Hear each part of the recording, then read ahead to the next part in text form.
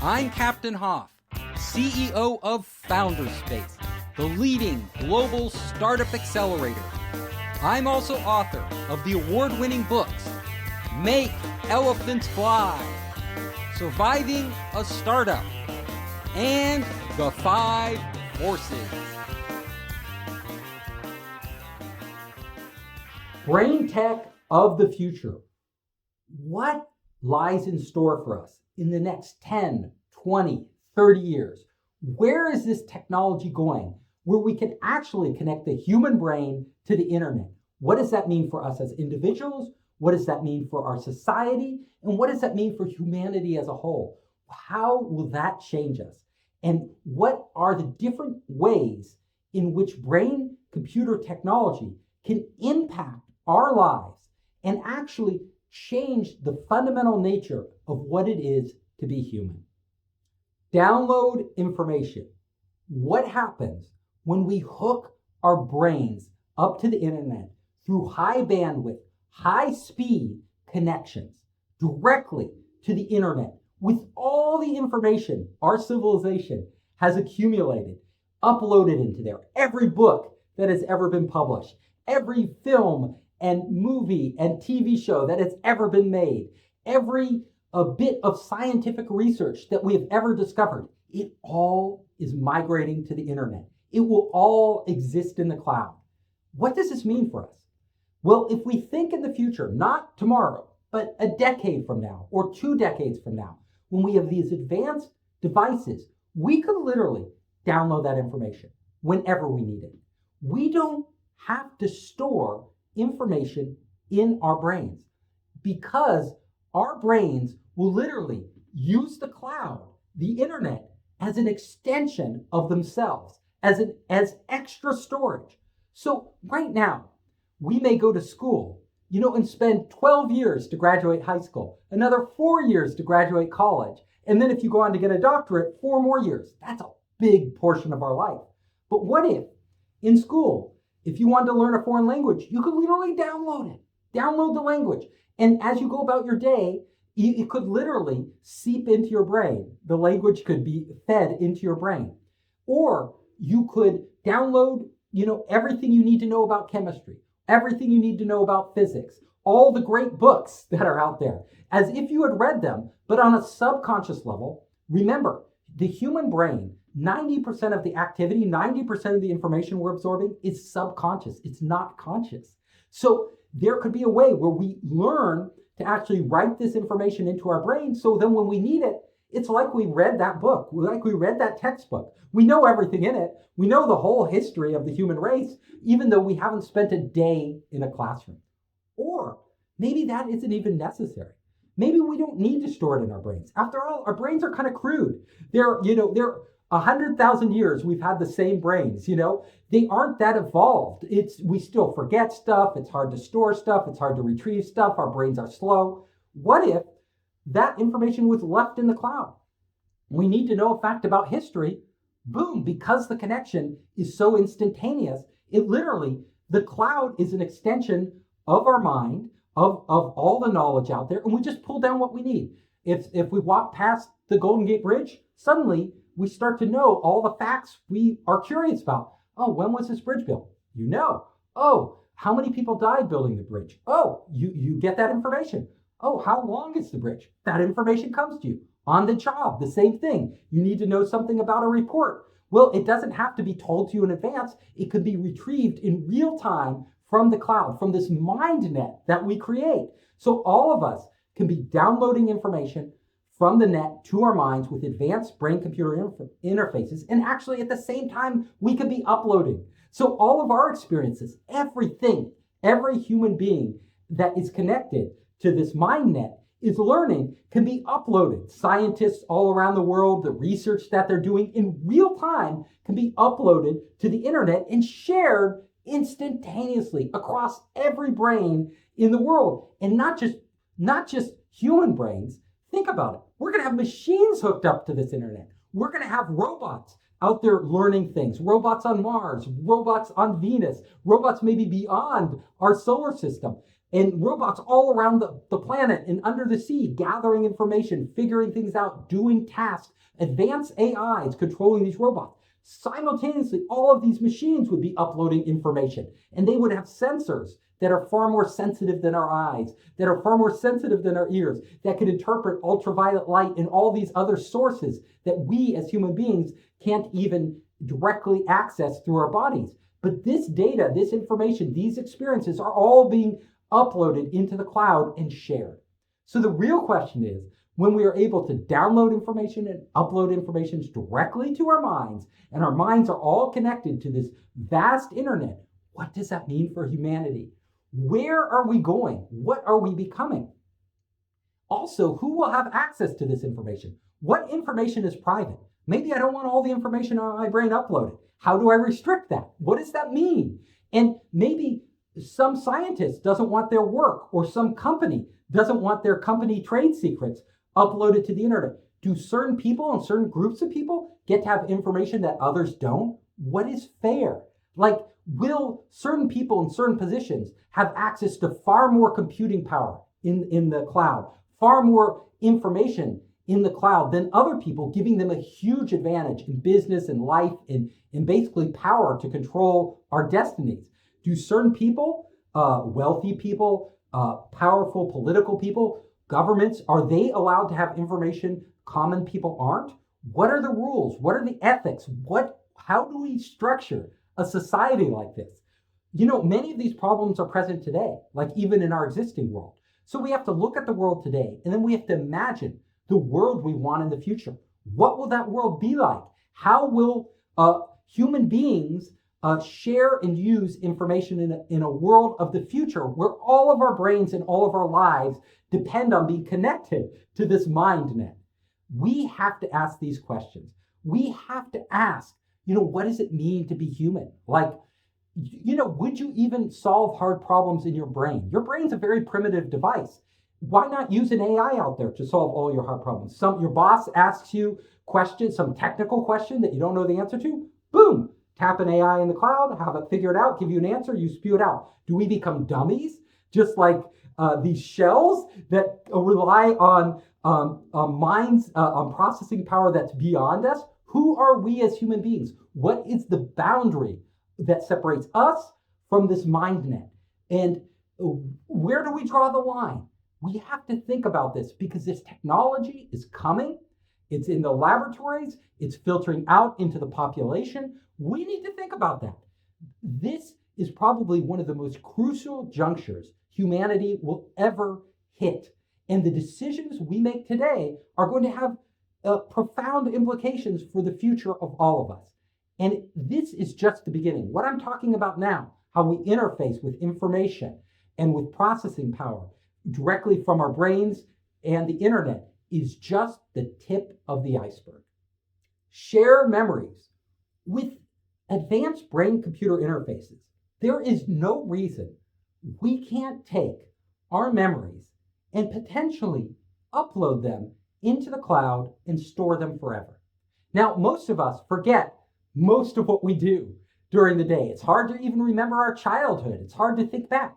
But what if, instead of going to a photo album or watching old movies, videos that we took, what if we could simply access any point in our life and actually start to retrieve the memories that we had because they were taken from us, processed by some advanced AI, and instantaneously stored in the cloud for us forever?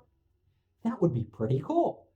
Now, it could even be cooler because we could then download those at a later time in our life when maybe we're older, and they could be much richer than our actual memories. Our actual memories are distorted, they're fuzzy, over time they decay and they change.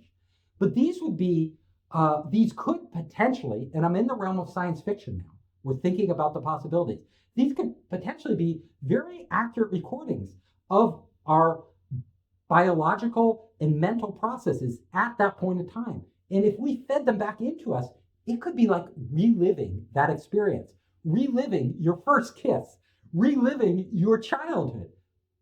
How would that be? What would that be like? It would be pretty amazing. You could be this old, decrepit person reliving your childhood as if you were a child. or reliving those really special moments in your life. There's other things you could do.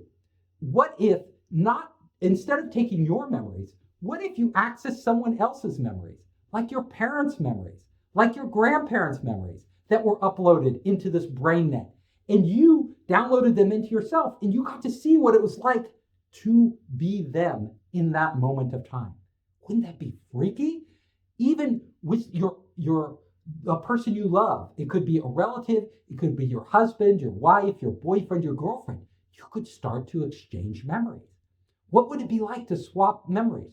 Your memory for my memory. You could potentially actually feel not just the visual sensations, audio sensations, touch of the past. You could potentially feel their emotions. So not only could we upload and download visual information, but all of these things are emotions. They all could potentially be encoded in a digital form so that when they're downloaded into a new biological being, it replicates them in that being. Of course, we're way far away from that technology today, but it's interesting to think about.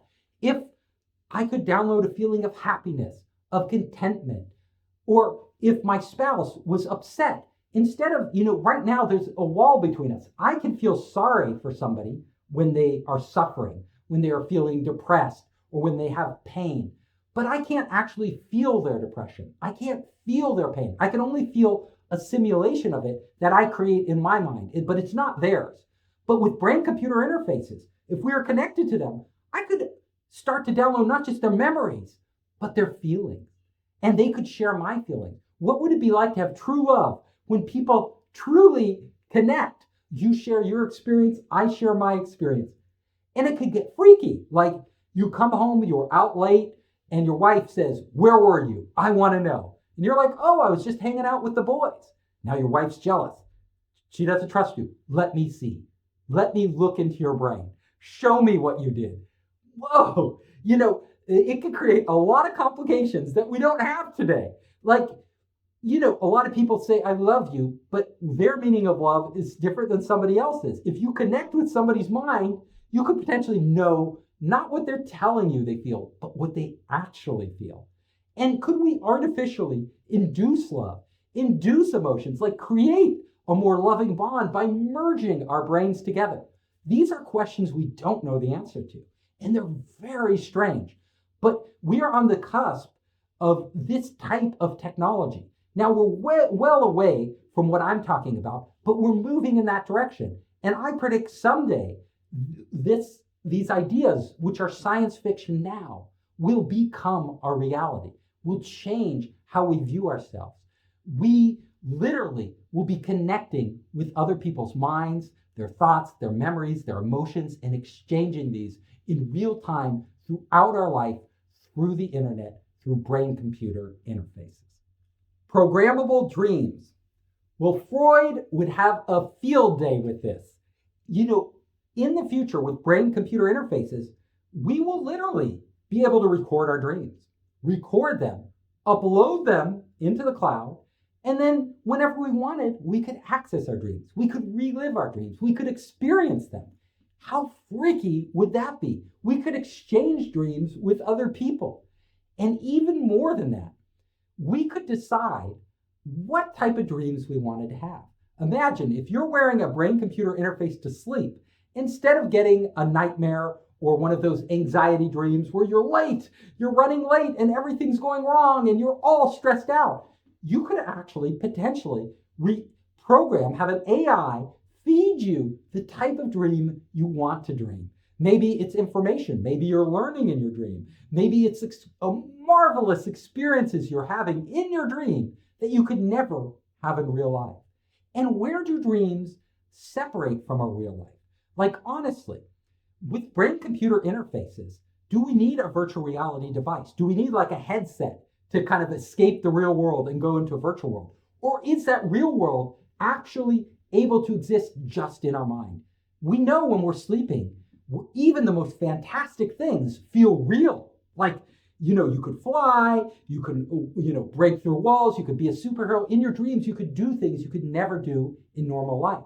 So will the video games and the virtual reality experiences of the future not be created through some external device, but be created through brain-computer interfaces, where we actually, even when we're conscious, not asleep, we can create and enter these worlds. And just like our minds are capable of creating dreams, we create alternate realities for us that we exist in. And not only do we exist in them, but all our peers, other human beings, can come in and interact with us in this mental space. I don't know what you call it, this virtual mental space that we create using brain-computer interfaces that feels just as real as our lives. In other words, the Matrix, right? We could be sitting, lying in a bathtub, literally traveling and experiencing the whole universe in our minds. And it could all be programmed. There could be,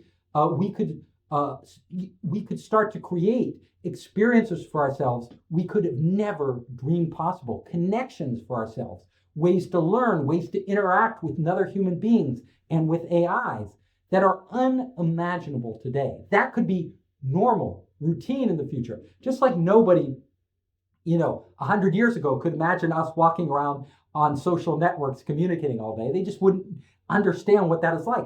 We may have that potential to create this technology, this technological existence, this mental existence, which is both wed to the physical world and totally divorced from the physical world. And you have to think about it. We may be living in a dream, like a programmable dream. Like some of it may be us walking through the physical world, but that physical world may be augmented with things that are in our head, but are indistinguishable from the physical world. Like we pick up an object, it may be a mental object, just like a virtual object, but it feels real. We feel it's real. And to those around us in this shared space, this shared illusion or delusion or fabrication, whatever you call it, they would see it and feel it too, just like we do. We would create these alternate shared realities, this merging of the minds, of technology, of our creativity, of our imagination, of our dreams, all within the sphere of our lives. And waking and sleeping wouldn't really be that different. Like we would literally be moving continuously through this experience where, like, when you're sleeping at night, you could be meeting other people in your dreams. Only it's not a dream when you meet them. You are actually really meeting other people in your dreams. It's not you imagining them. They are actually having that experience too. Like our dreams could be merging together.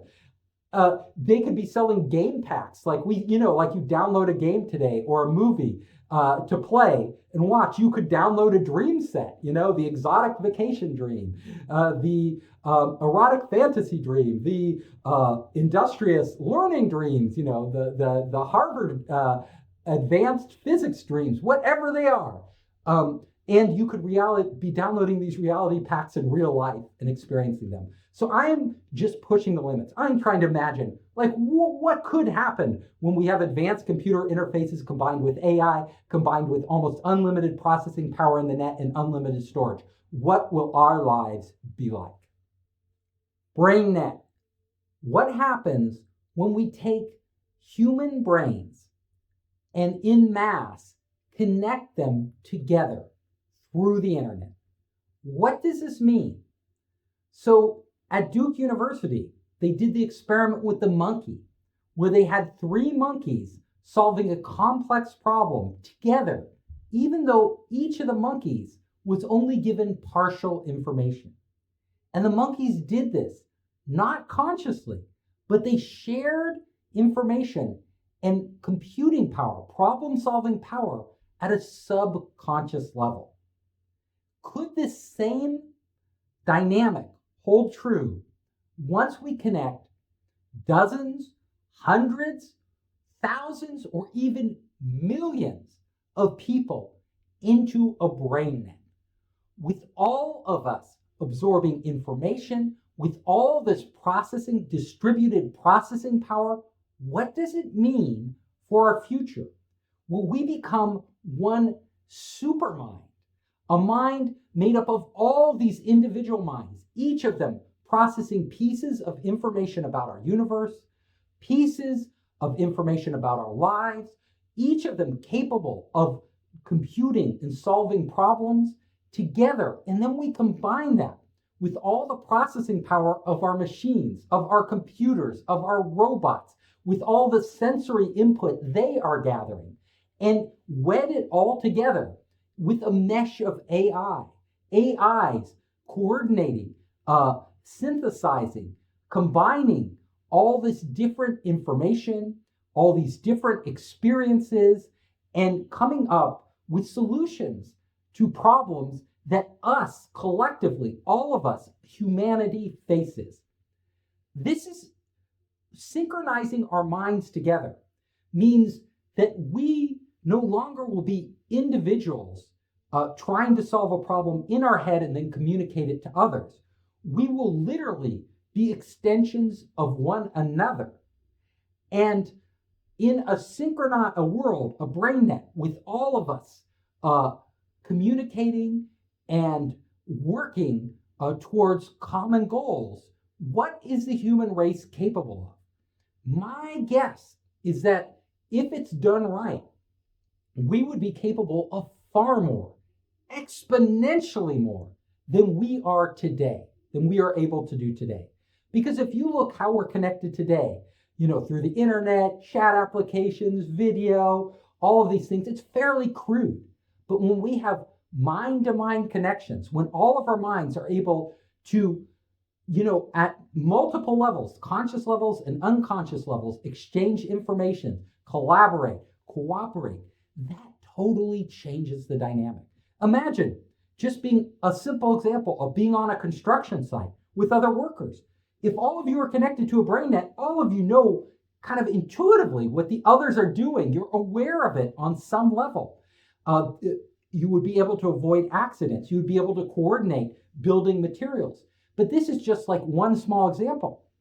If you extrapolate that to everything humans are doing around the globe, on this planet, and potentially even on other planets, what does that mean? What would humanity be? Will we be one giant distributed beast with an emergent consciousness that maybe that consciousness is higher above all the other consciousnesses?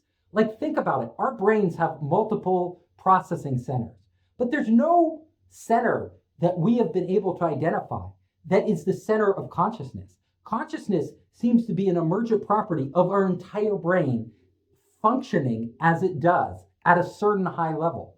Well, if you take, millions, even billions of living brains and actually wire them together, would there be an emergent consciousness that comes up taking advantage of the processing power of all these individual brains? And then when you combine that with AIs and the processing power of advanced semiconductors and input from all these advanced sensors, what do you get? What is the end result? And where will that take us? You could imagine, and this is purely in the realm of speculation, purely in the realm of science fiction, but 100 years from now, even beyond that, could we be building a higher consciousness that is almost godlike in its powers? And that we would be a small part of that, each human being a little bit of it, like, an ant in an ant colony, a bee in a hive mentality, but taken to a whole nother level of abstraction, where that ultimate consciousness is able to perceive things and understand things about our universe that no individual could possibly do. Yet we would benefit from that understanding, because at some level, that consciousness would be ours. It would be shared, and it would be coordinating all of our activities. That is the potential, the end goal, let's say, in the future for brain-computer interfaces. This could be where this technology is taking us. When human beings are no longer individuals, but they are a part of a greater organism that we have artificially constructed, that takes all the advances in technology and combines them, the amount of power of this collective would dwarf anything any a single human being or even groups of human beings working in isolation could ever come close to. And we can't, as a human being today, I can't even begin to imagine society with those types of capabilities. But it's important to start thinking about this because although it's very crude right now, the state of brain-computer interfaces, they exist, but they're really, really primitive. We're on that path. We are going in this direction. And someday, I am sure, if the human race is around, that we will achieve this goal. Just like it was almost impossible for our prehistoric ancestors to imagine the world we live in today and the capabilities we have with these, computing devices and rocket ships taking us to Mars and electricity and all these things that just seem like magic. In the future, we can just begin to catch a glimpse of what our society and the human race will be like as we combine our mental capabilities and merge them with our machines. Live outside your body. When all of us have advanced brain-computer interfaces in the future, not tomorrow, but 10, 20, 30 years from now, what does that mean for our existence, how we live? Now imagine this. If I have an advanced brain-computer interface that connects my mind directly to the internet, not only is it connecting it to the internet, it's connecting it to everything else connected to that network, potentially. So, in the future, I could actually look through the eyes of another human being because what's the incoming visual images that they're capturing through their eyes are being uploaded to the internet. Why couldn't I access that feed and feed it into my brain? So, if I wanted to see through my wife's eyes, I could literally look through her eyes. We could potentially actually feel what another person is touching. They did the experiment with rats where they could actually map the whiskers of one rat that what one rat was feeling on its whiskers to another rat's brain. And the other rat interpreted the signals coming from that first rat as an extension of its own body. So our bodies could literally merge together. In essence, we could be living outside the restrictions of our body. Right now, we're trapped in these biological shells. But in the future, if we really connect with high bandwidth to an internet where all these other living beings are connected, we could experience the world through them. I could actually go out into the world and have all sorts of experiences I could never have in my normal life. So imagine I wanted to swim through the ocean like a dolphin. Like that was my dream. If a dolphin had a wireless brain-computer interface implanted in its brain and I could tap into that, suddenly I could start to feel the dolphin's body as my own. I could start to swim. I may even be able to control the dolphin as if it were my own and swim through the water, understanding what it was like to be another creature, a fish in the water, or a bird flying in the sky. These ideas seem crazy, but they're, with advanced brain-computer interfaces, there's no reason at some point in time we won't be able to experience these things. And it could be life-altering. You can imagine experiencing life outside your body, not just in other living beings, other biological beings, whether it's a friend of yours, a movie star, an animal. You could actually experience what it was like to be a robot. Literally, you connect your brain to the input from that robot, and you could start to see through the robot's eyes, feel through the robot's arms. You could control that robot. That robot could become a surrogate self, an extension of yourself. So all of us may actually have robot selves. And we might not just have robot selves on this planet. We might have robot selves on other planets. So we may not travel to Mars with our human body, which is very fragile. We may actually just connect to a robot on Mars. And assuming the connection was not delayed, we had some new form of quantum entanglement that could allow instantaneous connections between people on Earth and other planets, we could literally walk in the shoes of that robot, which could survive in very hostile and harsh environments without any problem.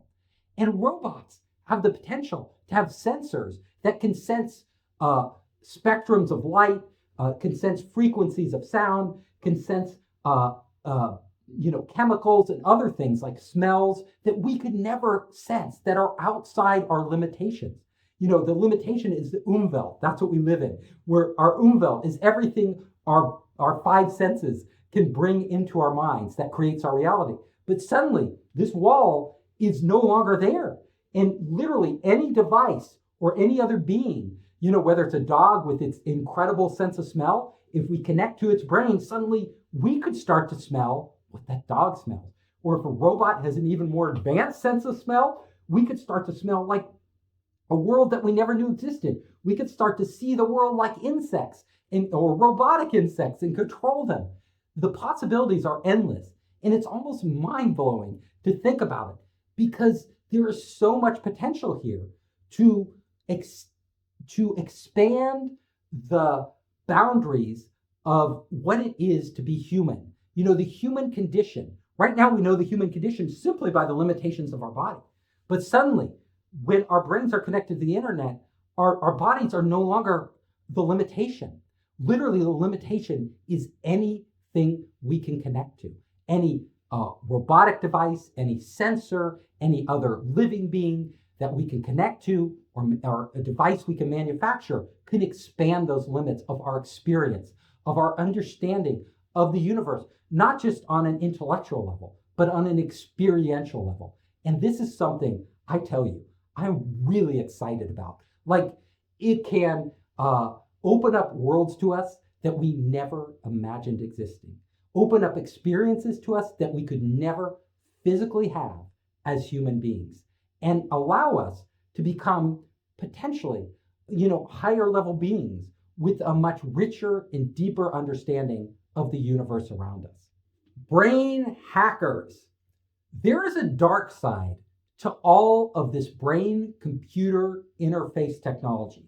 As we come closer and closer to building devices that allow us in real time to hook our brains up to the internet and to one another and to AIs, what does that mean for our civilization, our society, and us as individuals?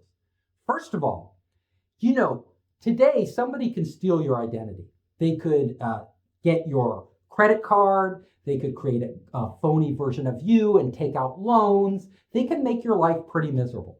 But as bad as it is, it's a minor inconvenience compared to if somebody hacked your brain and stole your real identity.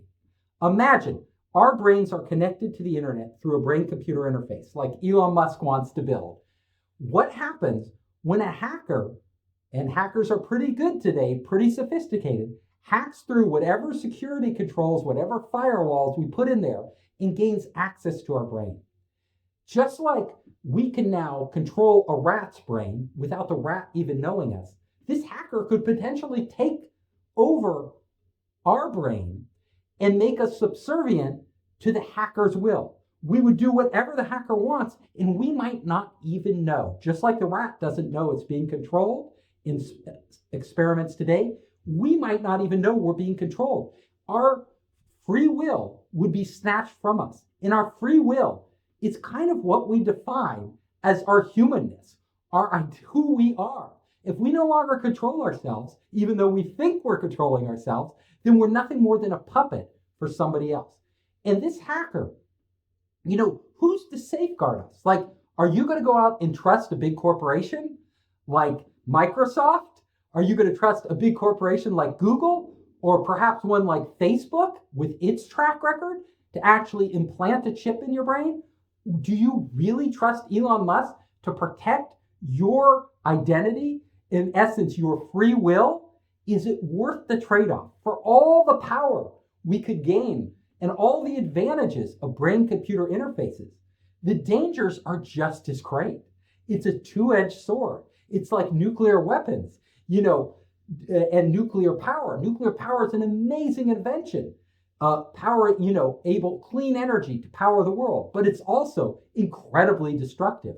Well, we are coming to the point now where we have to make these decisions.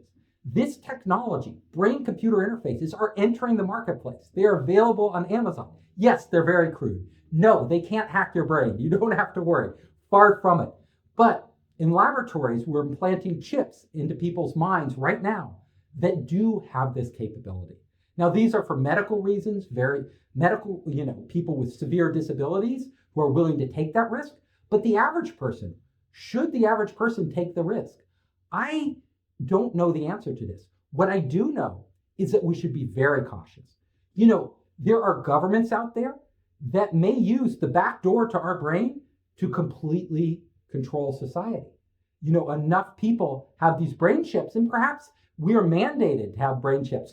Certain dictatorial governments may say you have to get a brain chip.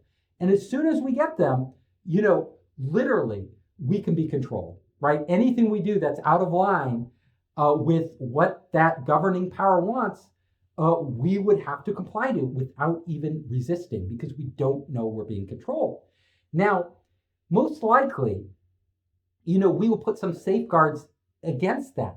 But even corporations, I do not necessarily trust corporations to use our minds or the data from our minds, the data it gathers, ethically. Like, how much of us do we want to expose? If a corporation can access our mind with a brain chip, what's to stop it, just like Facebook, from gathering very private information from us and using it to manipulate us? Maybe we aren't controlled directly. Maybe there's no nefarious power out there dictating everything we do. But simply knowing the buttons to press, knowing how our minds work, using advanced AI to figure that out, they could manipulate our lives, everything we believe, everything we do, all of our action. We're already seeing this, how easy it is to manipulate human beings today with our crude, primitive social networks, with our internet in its infancy.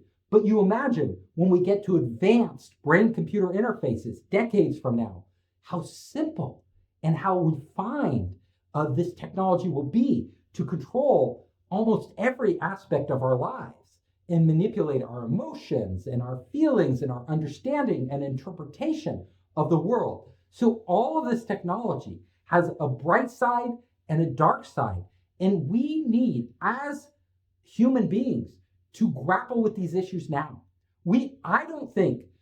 Progress is great. Innovation is great. It boosts the economy. But there's a certain line we're going to cross, which we can never come back on. And if we go across this line blindly, without really thinking about the consequences, all of us could pay the price. We could pay the price with handing over our humanity to some other power. It could be a government power. It could be a private corporation. It could be AIs out there. It could be any number of things that we could literally hand it over. And once we hand it over, it may be impossible to get it back. Literally impossible.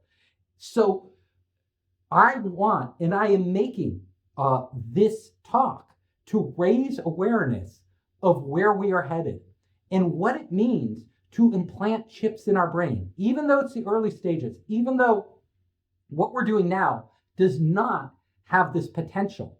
But in the not too distant future, we will be that line will be coming closer and closer and closer. And if brain-computer interfaces go into mass distribution and people around the world feel like they have to get a brain chip in order to function, literally, you can't function on a job without a brain chip because you can't compete with anybody, because they are exponentially smarter than you, because they are able to access the unlimited processing power in the cloud and storage and information and transact in ways that are like gods, that you without a brain chip can't do. You would feel forced to upgrade just in order to have relevance and be able to maybe perhaps even earn a living and survive in this world. And if you are put in that position, what does it mean? what baggage comes with that? Is that the opening of Pandora's box? Is the opening of our brains directly to the internet the end of it all, going to unleash all the demons? We need to understand this. We need to begin to put safeguards and limits on this now. Corporations, some companies are already chipping people, in the United States and Europe and other countries, with RFID chips and little simple chips that they can use that are really more gimmicks or toys. But brain-computer interface chips are not that.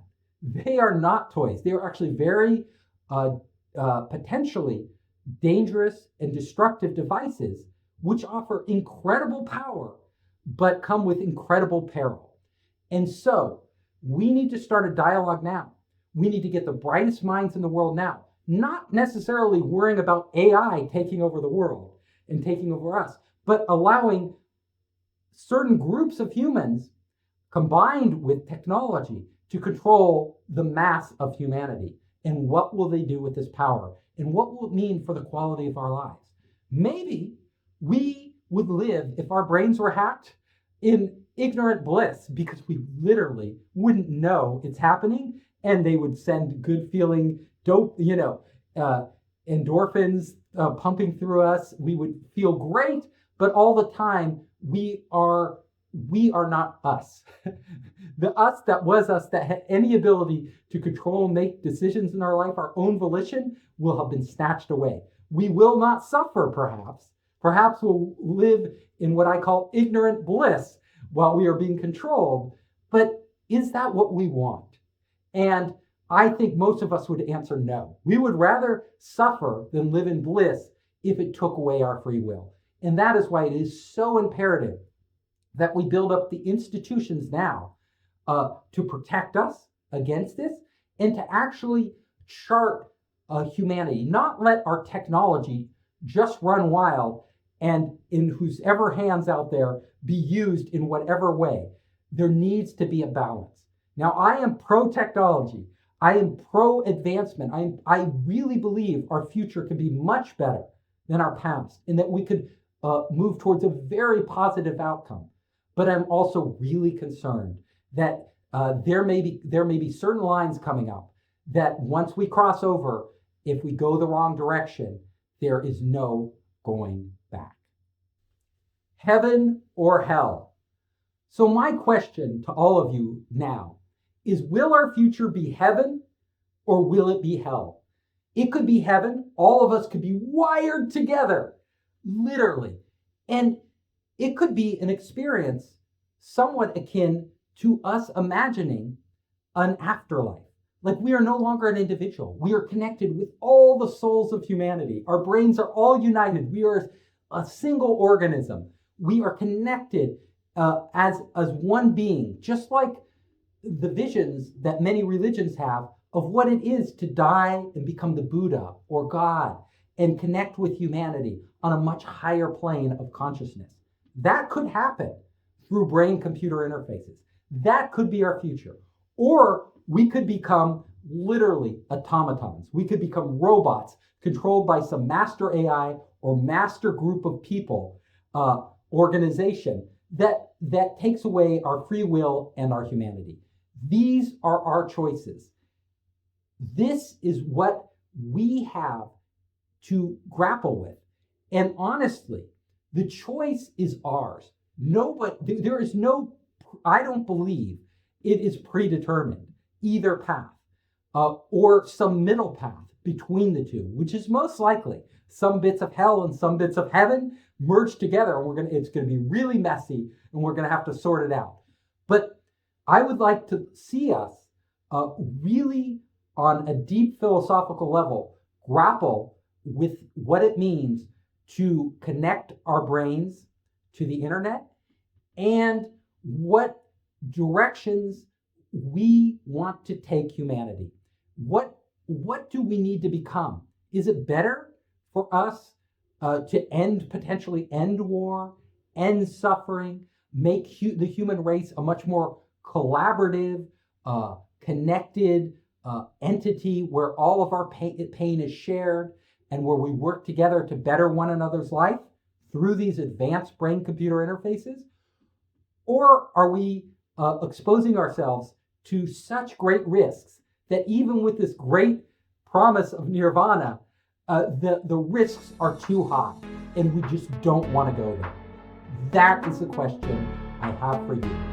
And now I will end my talk. I hope you enjoyed the talk. If you liked it, you can come to founderspace.com. You can check out our latest events, contact us, and see my latest book, Make Elephants Fly, Surviving a Startup, and The 5 Forces. You can also find me on all the major social networks. Just search for Founderspace.